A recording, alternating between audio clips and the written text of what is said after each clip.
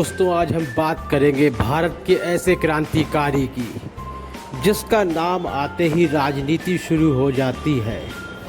बल्कि तमाम ऐसे लोग भी हैं जो उन्हें क्रांतिकारी मानने से ही मना करते हैं। आज हम बात करने जा रहे हैं मुग़ल साम्राज्य के आखिरी शासक बहादुर शाह ज़फ़र की। बहादुर शाह ज़फ़र मौजूदा भारत में एक राजनीति का हिस्सा बने हुए हैं। उन्होंने भारत के लिए जो कुर्बानी दी वह तमाम क्रांतिकारियों की चमक को फीका कर देती है। उनकी कुर्बानी यदि याद की जाए तो आज उन्हें राजनीति का हिस्सा ना मानकर सिर्फ उन्हें एक क्रांतिकारी के ही रूप में देखा जाएगा।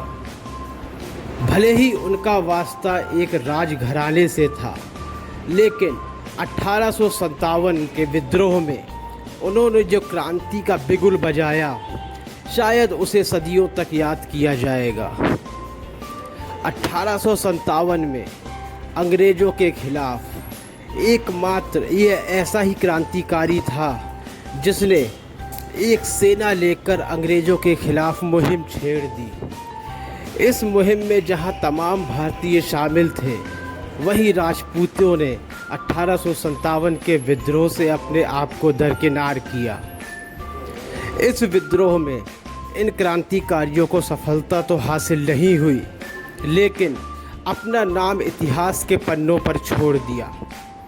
इस क्रांति के हार के बाद बहादुर शाह ज़फ़र को गिरफ्तार कर लिया गया और गिरफ्तार करके उन्हें काला पानी की सज़ा दी गई।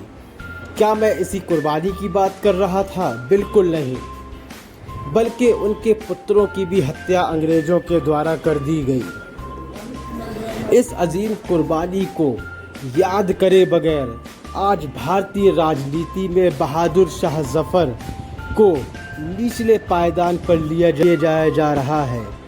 जगह जगह पर उनकी तस्वीरों को हटाया जा रहा है, बल्कि उन्हें भारत विरोधी भी कहा जाता है।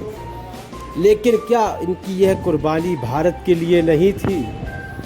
हम आप सभी को बता दें कि अंग्रेज़ों की इताअत करने वाले तमाम भारतीय ऐसे राजा थे जिन्होंने अंग्रेज़ों की गुलामी स्वीकार करी और अंग्रेज़ों के आदेश पर ही खुद अपने भारतीय क्रांतिकारियों का खून बहाया, खुद अंग्रेज़ों को शक्तियाँ प्रदान की, भारतीयों से कर वसूल करके अंग्रेज़ों के सुपुर्द किया।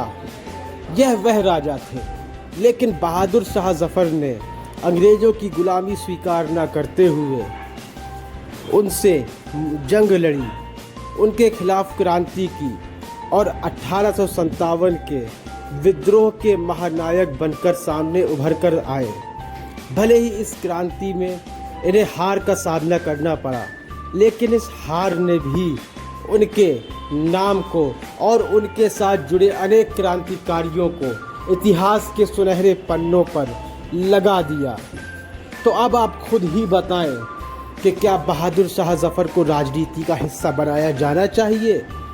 क्या बहादुर शाह ज़फ़र की तस्वीरों को जगह जगह से हटाना चाहिए, या फिर बहादुर शाह ज़फ़र के नाम पर भारत में एक दिवस होना चाहिए, उनकी तस्वीरों को एक क्रांतिकारी के रूप में जगह जगह पर लगाया जाना चाहिए? इस संबंध में अपनी राय अवश्य दें। आप अभी तक के लिए फरहान उद्दीन की रिपोर्ट।